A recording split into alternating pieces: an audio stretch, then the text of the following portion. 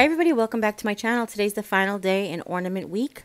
We're going to do these easy round ornaments, and we're going to use mason jar lids or embroidery hoops. I'm going to show you how to do both. We're going to use this wrapping paper, but you can use any wrapping paper you want, or fabric. This is Buffalo Check. I got it at Walmart for $2.99, and it is a ton of wrapping paper. Or you can use fabric of your choice. You can do old leftover clothes. And then if you want to embellish it with anything you want. So we're going to do a monogrammed one. And then, of course, any kind of other embellishments. You want jute, you want little berries, anything you want to jazz it up. Okay? So the first thing we're going to start with is the hoop. Now, this is a tiny embroidery hoop. I have had it since 1492, as you can tell by the color. It is really, really old and really, really worn, but they are not expensive. If you don't live by a craft store, then they generally have these at Walmart for less than $1. But depending on where you live, could be somewhere maybe up to $1.50.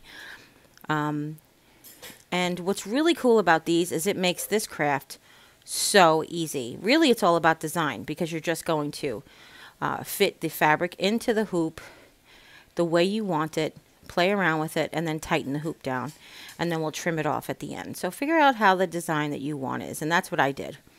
I just trimmed a piece of fabric so I can roughly guesstimate a pattern that I wanted. I wanted this little diamond pattern. I'm actually just making the hoop tightener to be like where I'm going to hang it from. But if you want to make that on the bottom and add a bow, you can. If you want to do that, put that on the bottom and add a bow to it like a traditional wreath would be, then go ahead and loop some jute onto the ring before you close it down on the fabric. That's all. And then you're just going to trim it up the best you can. I've got my baby scissors here, and I'm getting really, really close to the edge of the hoop. Once this is tightened the best you can, it really won't go anywhere unless you force it. So that's what makes it real easy. Now, you could glue this if you wanted to. I just don't find it necessary, and I can always change it out over the years if I want to. So that's another thing about not gluing it. Now we're going to just take a strip of fabric. I'm going to rip it nice and thin, and I'm just doing this in lieu of ribbon. You obviously could use ribbon if you want to. I just have tons of this coordinating check. If this is the first video that you've ever seen me do, and the first one in the series, I was mentioning how you can get way more quote-unquote ribbon out of a yard of this small gingham, because it was $1.50 a yard at Walmart, than you can out of rolls and rolls of ribbon. Plus, it does give you that nice frayed raw edge, that very country look as well. Okay, now I'm just going to tie on a bow. I'm going to tie it right around the hanger. Oh, let's put a jute on it first.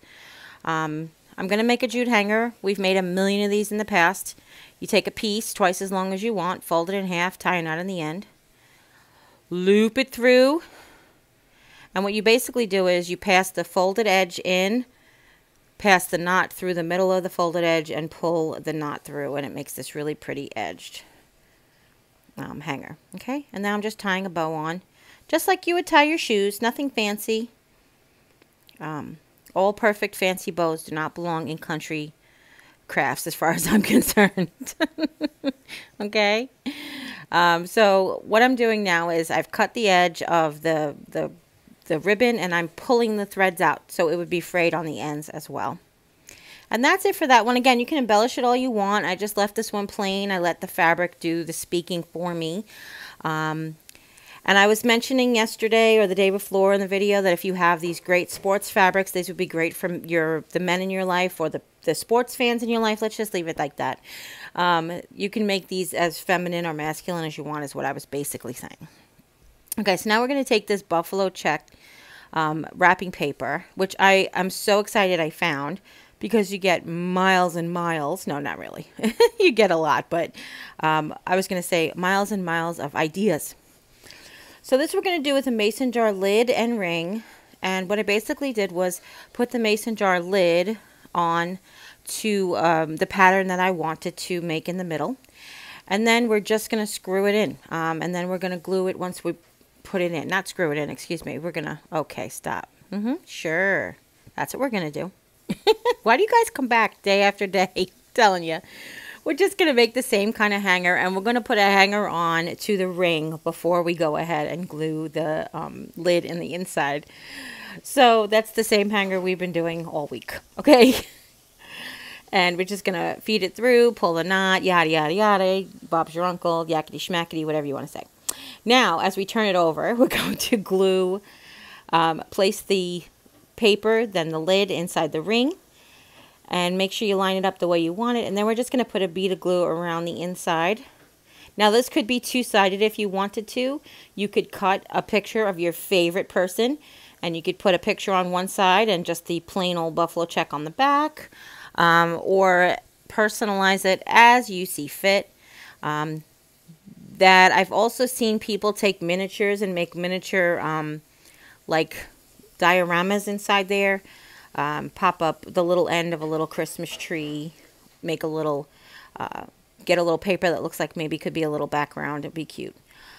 But this is just going to be personalized. Our last name is Henson, as you know. If you know what channel you clicked on, absolutely. So we're just going to plop an H right in there. And I've talked about how I loved monograms because when I grew up, I couldn't get anything personalized because my name is unique. Not so unique, right, Jeri-Ann Roberts? You got it. Okay. Of course, there's always got to be that one blob of glue in a place that I can't reach, but what are you going to do? So that's this one. So easy. You can go ahead and stain this H if you want to, whitewash it, paint it, do whatever you see fit. I just left it plain wood to give that natural vibe that goes with the jute. Okay? That's cute, right? And for the last one in the series, in this video, in the series, we are going to use just a generic jar lid. These are actually one-piece mason jar lids that I bought in Amish country in Ohio. But you can do this with any jar lid at all. As long as you don't mind the appearance on the back. And actually, what would be cute is if you kind of had your the person that you're gifting this to, if you got like their favorite condiment, like maybe their favorite pickles, or maybe their favorite peanut butter, and you made the lid, the ornament out of that, that would be really cute too. But what I'm doing is I'm just cutting a piece of foam board, and we're going to cover it so it doesn't have to be foam board. But you want it to fit not too loosely, because it's not going. We're not going to glue it in there. We're just going to glue some fabric to it, and the bunched up fabric is what's going to hold it into the jar lid. You could glue it, you just don't have to. And what I just did was I put the ring open side up, and I traced around, basically around the top of the lid. I traced that around and cut that out. And you can do this with cardboard. You don't have to use foam board. I just have lots of scraps of foam board left over. Okay, and then we're just going to glue the fabric to the foam board, just a little bit at a time. You want it to be neat, but it doesn't have to be too crazy neat because it's going to fit underneath. It's going to be hidden. But you just want the edges to be as smooth as possible. Okay? And we're going to glue all the way around. Just be careful because fabric does like to let hot glue come through it. So don't put your finger right on top of where you're going to glue. Alright? And once you have it worked all the way around, very carefully, we're going to place it inside the jar lid. But again, you can glue it if you want to, or you could just leave it, you know, popped it in. You could see it fits pretty nicely. Okay. Now this could be personalized as well. You can put the monogram on here. You can put a picture in the middle of this. There's just so many options. But what I decided to do was I was gifted, oh, I'm showing you here how this is just a sequence ribbon from the Dollar Tree that you could just bling it up if you want to. A little glam farmhouse from my friend Jessica Morales. Jessica, there you go. You got your glam farmhouse. We're going to make a hanger. This is just baker's twine. This is black and white baker's twine. I got this 45 yards for $1 on holler.com website. Which I love, by the way. Just can't afford to do it all the time because so much stuff. But what I'm doing for this particular hanger is I'm tying a bow, and then I'm taking the tails of the bow and I'm tying a knot in them to make the hanger so that it's got a cute little bow at the top. That's just optional. You guys don't have to do that, of course, but that's what we're going to do. And I'm going to glue this onto the back. And then what I've decided to do is just to cover the glue section with a scrap of fabric. And I'm just doing that so if it spins around your tree, it doesn't look absurd. It looks relatively neat, okay? All right, and then what I'm going to do for the inside, like I said, this could be done. You can personalize it with the monogram if you want to. You can put a photograph in there if you want to. Any things that you want. I was fortunate enough to be gifted these beautiful push pins that are animal heads. There's a deer and a moose. See how cute? They're white with gold horns. There's a buffalo and an elephant, a zebra head, I believe, a rhinoceros, a moose, and a deer. So I just want to show you, this is, since it's foam core, we can just go ahead and stick the push pin right in there. This would also be a great way to display if you had like an army pin that was like somebody had received an award or something. Like, there's other ways to, that you could do this for a variety of things. It doesn't just have to be farmhouse. But what I'm going to do, oh, as I turned it over, I realized that we had a corner sticking out. So let me just fix that. So I just stuck the moose head in there, and it's really, really cute. But what I'm going to do is I'm going to kick this up one more level. Okay. And showing you how it's self-healing because it's just fabric. Now what I'm going to do is I'm going to use the deer head because we are going for that Christmas farmhouse look. And I'm going to cut a circle of black felt to put in the middle behind the deer head. And I'm just using a jar as a template. I made sure the jar fit inside and you could still see some of the buffalo check around there. Not buffalo check, but gingham. This isn't big enough to be buffalo check, but you know what I'm saying. I'm just making sure I hold the jar into the middle of the lid is what I was saying, so that you could make sure you still see some of the gingham around the black circle. Okay? And this is just felt from the Dollar Tree that I had left over from a project the other day when we made the red truck pillow covering. Okay? And you don't have to be perfect with this because the gingham kind of does a little optical illusion anyway, but try to make it as best of a circle as you can. It'd also be cute if you had a little shield shape that you could trace. That would be really cute. I'm sorry I keep saying when I have to find my words, that's what comes out. All right. And what I just did was I just fluffed out the edges so it wouldn't look so cut up.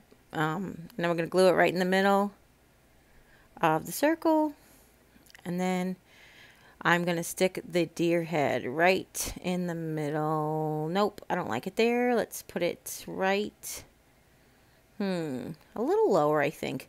Initially, I was thinking that the push pin should be right in the middle of the thing, but then his antlers stick up, and I don't know. I kind of like him evened out there. And that's it.